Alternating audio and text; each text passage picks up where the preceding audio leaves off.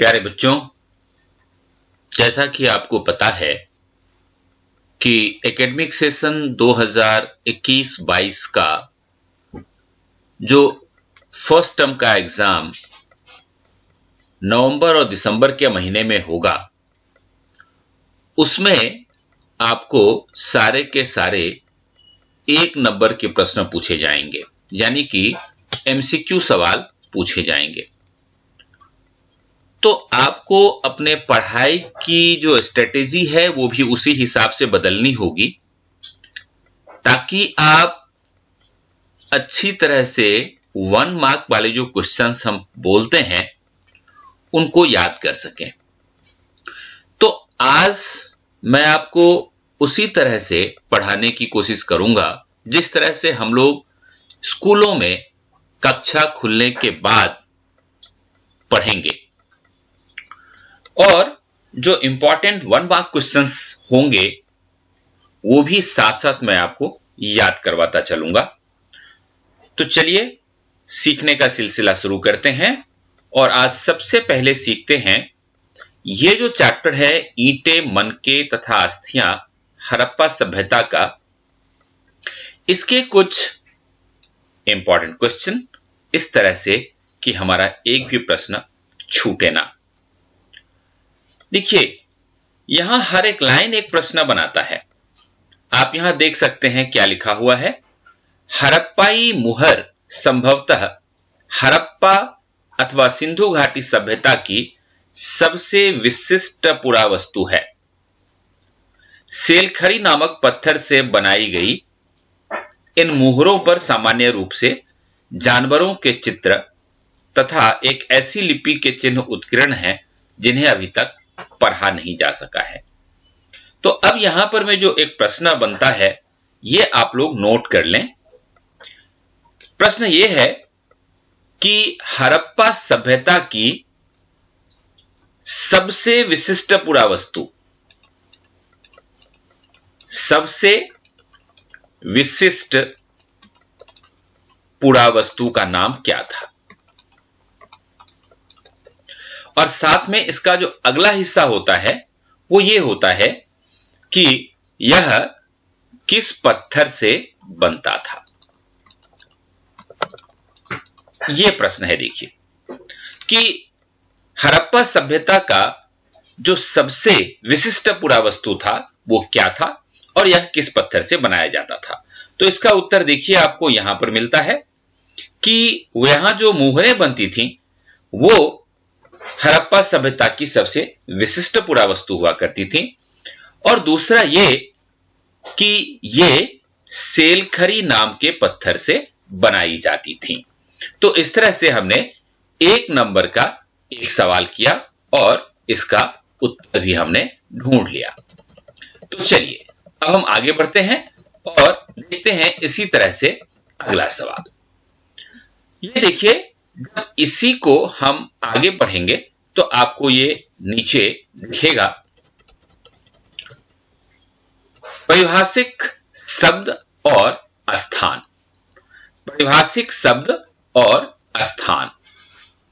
देखिए, यहां आपको कई सारी इंपॉर्टेंट चीजें दिखेंगी, जैसे सिंधु घाटी सभ्यता को हड़प्पा संस्कृति भी कहा जाता है।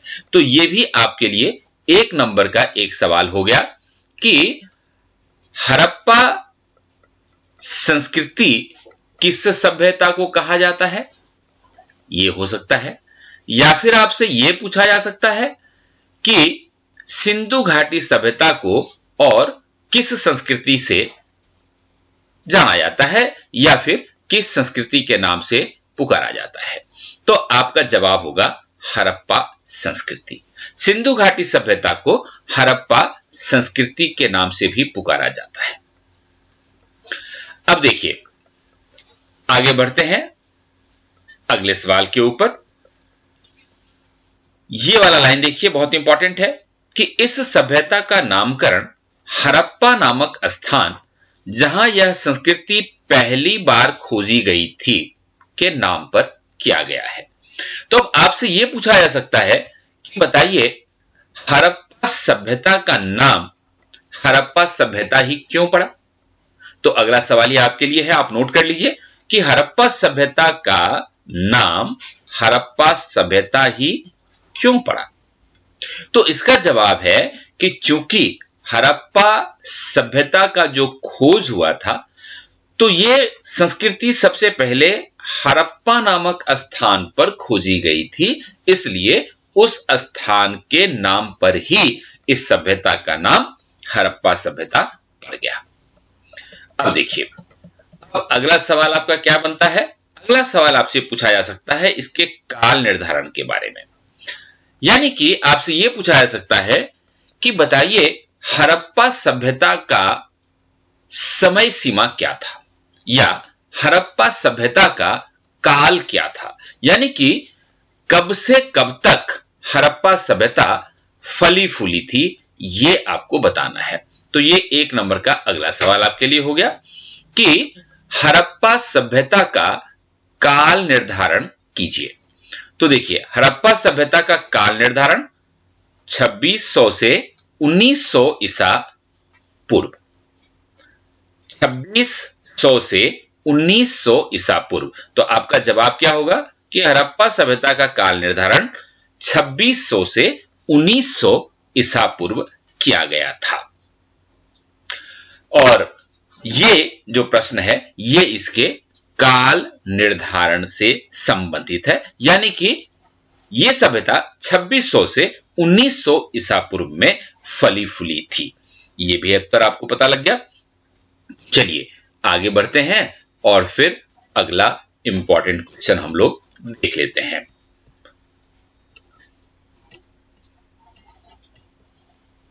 ये देखिए, ये जो आप देख रहे हैं जीवन निर्वाह के तरीके, ये जीवन निर्वाह के तरीके पहले तो 3 नंबर के लिए पूछा जाता था, लेकिन अब चूंकि आपके लिए 1 मार्क के क्वेश्चन ज्यादा इंपॉर्टेंट होंगे, तो यहां से हम 1 मार्क के जो इंपॉर्टेंट क्वेश्चंस बनते हैं उनको समझने की कोशिश करेंगे। जैसे अब यहां देखिए, हड़प्पा सभ्यता के निवासी कई प्रकार के पेड़ पौधों से प्राप्त उत्पाद और जानवरों, जिनमें मछली भी शामिल है, से भोजन प्राप्त करते थे। अब यदि वो पेड़ पौधों से भी भोजन प्राप्त करते थे और मछली भी खाते थे, तो इसका मतलब यह हुआ कि यहां के लोग वेजिटेरियन और नॉन वेजिटेरियन दोनों तरह का भोजन करते थे। अगला सवाल जो इस लाइन में जिसका उत्तर होगा यह बहुत महत्वपूर्ण है कि जले अनाज के दानों तथा बीजों की खोज से पुरातत्वविद आहार संबंधी आदतों के विषय में जानकारी प्राप्त करने में सफल हो पाए हैं। इनका अध्ययन पुरावनस्पतिज्ञ करते हैं। तो अब यहां आपको सवाल क्या पूछा जाएगा? पुरावनस्पतिज्ञ कौन होते हैं, या किन्हें पुरावनस्पतिज्ञ कहा जाता है? तो आपका उत्तर क्या होगा? ये उत्तर है, देखिए, बीजों की खोज में पुरातत्वविद आहार संबंधी आदतों के विषय में जानकारी प्राप्त करने में सफल हो पाए हैं, और इनका अध्ययन पुरातत्वविद करते हैं जो प्राचीन वनस्पति के अध्ययन के विशेषज्ञ होते हैं।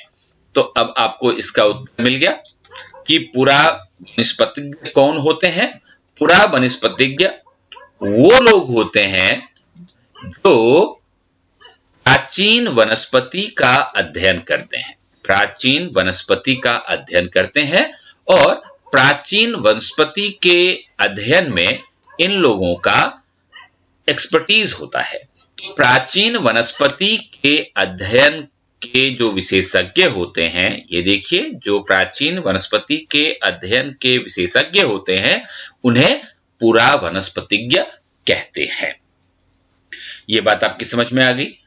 अब इंपॉर्टेंट बात यह है कि हड़प्पा के स्थलों से जो चीजें मिली हैं उनमें अनाज के दानों में गेहूं, जौ, दाल, सफेद चना और तिल शामिल है। और बाजरे के दाने गुजरात के स्थलों से प्राप्त हुए हैं। तो देखिए, अब ये भी एक नंबर का एक सवाल हो गया आपके लिए कि गेहूं, जौ, दाल, सफेद चना, तिल, ये सारी चीजें ये लोग खाते थे। लेकिन इनमें से ये जो बाजरे के दाने हैं ये कहां से मिले हैं? तो आपसे ये प्रश्न पूछा जा सकता है कि अच्छा बताइए कि हड़प्पा सभ्यता में खाए जाने वाले बाजरे के दाने किस स्थान से प्राप्त हुए हैं? और आपका जवाब होगा गुजरात के अलग अलग स्थलों से। ये सवाल हो गया आपके लिए। अब देखिए, मैंने आपको बताया कि ये लोग नॉनवेज भी खाते थे। तो हड़प्पा स्थलों से मिली जानवरों की हड्डियों, मवेशियों, भेड़, बकरी, भैंस और सुअर की हड्डियां शामिल है। पूरा प्राणी विज्ञानियों अथवा जीव पुरातत्वविदों के द्वारा किए गए अध्ययन से संकेत मिलता है कि ये सभी जानवर पालतू थे। तो अब यहां पर मैं आपसे एक नंबर का एक सवाल क्या पूछा जा सकता है कि भाई ये पूरा प्राणी विज्ञानी कौन होते हैं या जीव पुरातत्वविद कौन होते हैं? तो ये वो विशेषज्ञ होते हैं जो प्राचीन काल के जो जीवाश्म प्राप्त होते हैं उनके बारे में अध्ययन करते हैं। तो उनको जीव पुरातत्वविद कहा जाता है।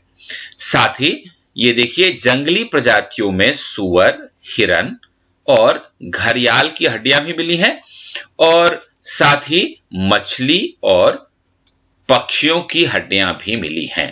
तो इन चीजों से ये पता लगता है कि अगर आप हड़प्पा सभ्यता के लोगों के जीवन निर्वाह के तरीकों के बारे में बात करें तो वो वेजिटेरियन और नॉन वेजिटेरियन सभी तरह का भोजन करते थे और ये चीजें जो आपके सामने हैं ये इनके साक्ष्य हैं।